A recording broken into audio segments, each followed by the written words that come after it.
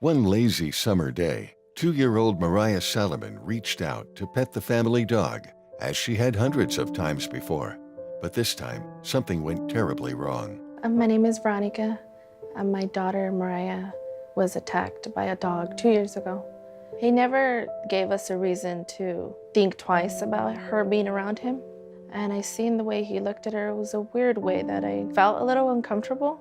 And as I got up to go and get her, she laid her hand on his back. And that's when he attacked her. Mariah is rushed to the hospital. She's just a toddler, but treatment requires a community prepared for unexpected, large-scale needs. You could tell that this was a pretty bad injury. She just turned 2 years old, and the dog had bitten off basically her whole upper lip, her nose, and her cheek, and part of the lip on that side. Unfortunately, we had the piece of the tissue of the face with us.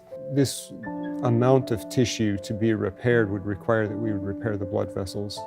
So usually when we're doing this, it's for a cancer operation on an adult. The blood vessels are 3 to 4 millimeters in diameter, and we sew them together under a microscope. In her case, because of the location and because of her small size, the blood vessels would be just under 1 millimeter in diameter. So we had to find an artery and try and find a vein so that blood can flow into it and then blood can flow out of it.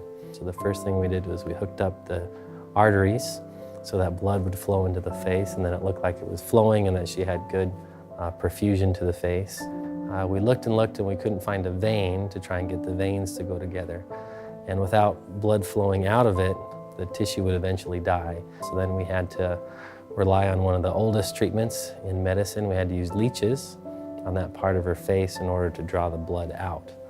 And using leeches allows the blood to come out, but one of the consequences is that you lose a lot of blood because there's a lot of blood flow going in, but a lot of it's coming out into the leeches and just bleeding out of the wound rather than recirculating back in the body. So the patient is basically just under a controlled bleeding situation, in this case for 8 days, until she grows new blood vessels. I remember when they gave me a call telling me that surgery was done and that I can see her. They warned me first that she was gonna have leeches on her face, 7 to 10 of them, if I was okay with that. But to see her there and knowing that she was okay and breathing made me feel that we have a chance. She has a chance. Because of the severe blood loss in the first few days, she actually had some issues with her heart because of the circulatory system and too much blood loss that her heart actually went into shock a couple times. They told me that Mariah's heart had stopped. I think we had underestimated the amount of blood she lost in the initial injury. She had tremendous amounts of blood loss. I asked them, what's the next step? They said that she could possibly be brain dead, but we wouldn't find out until she actually woke up. I was there, I would cry and cry because not only was my daughter going through something already, but there was a possibility that I may not have the same child again. We're able to bring her back, and we're able to figure out what the nurses just spent tremendous amounts of time weighing each gauze sponge to determine how much blood she lost, to figure out how much blood she needed to be replaced. And then the hematologist would adjust the calculations of how much blood she needed to try to keep up with the amount of blood loss. During her stay, Mariah used 48 units of plasma, 50 units of red cells, and 16 apheresis platelets. If you think about a 2-year-old, they're not particularly large. The blood volume of a 2-year-old would range from somewhere around 500 ml to 1,000 ml. So 1 or maybe 2 of those smallish drinking bottles. If you do the math, the 48 units of plasma is 10 liters, and you add in the platelets and you add in the red cells, you end up with 40 liters of blood products, which is just about 2 of those big 5-gallon water jugs. They told me to be expected to be at Loma Linda from 6 months to a year, because constantly every day is one day at a time, Veronica.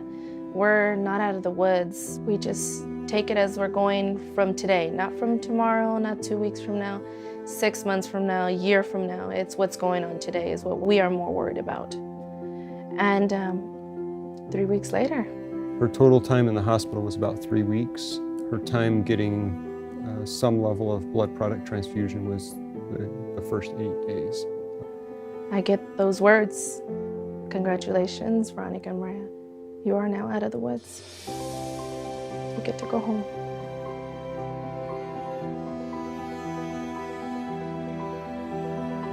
Since all that happened with Mariah, she has been still the most inspirational person to me.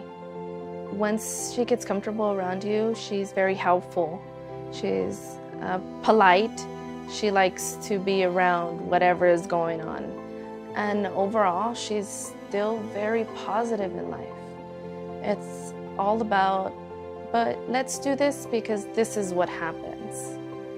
And she's actually inspired me to wake up every single day, keep going, no matter what my problems are in life. After her code events, if we ended up in a situation where our options were to save Mariah's life or to save her face, we would have to save her life. The thing that allowed us not to be in that situation was the fact that there was adequate blood transfusion, blood products on hand. You know, we see the signs on the wall that say even a teaspoon can save a baby's life, and while that's true, there's also times when we need a lot of blood. And Mariah's case, I think, is a good example of sometimes the teaspoon isn't the answer, sometimes the 2 5-gallon jugs is the answer. The whole thing would have just not worked and just fallen to pieces if we didn't have blood right away in order to replace what was coming out. And now it's almost imperceptible, and she's able to, you know, have friends and interact and just kind of be a normal girl. So without that blood, it never would have been possible. I've explained to Mariah that these people that decided to give their blood away, they are using you as an inspiration. But in reality, they are our inspiration. Because without them, I wouldn't have my 4-year-old now. Certainly to the LifeStream donors, the first thing I would say is thank you. Do something, but you don't necessarily see or know what the outcome is. The patients benefit from it, and as physicians, it allows us to focus on taking care of the patient.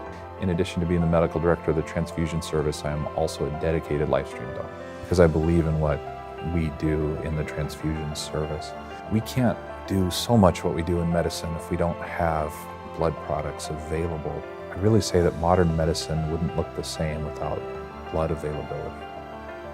I think with this case that you've seen about Mariah, you can realize the importance of blood donations. Without LifeStream, getting the blood to Loma Linda in time to make this possible, there are many, many donors over that whole week that were responsible for her having such a good result. And if it wasn't for donors like you or donors who are thinking about it, then this never would have been possible. So thank you for participating and supporting LifeStream. If it wasn't for the many, many people that donated there at LifeStream, my daughter wouldn't be the person she is today. The next emergency is always just around the corner, and donated blood must be at the ready. LifeStream. Give hope. Give life. Give blood.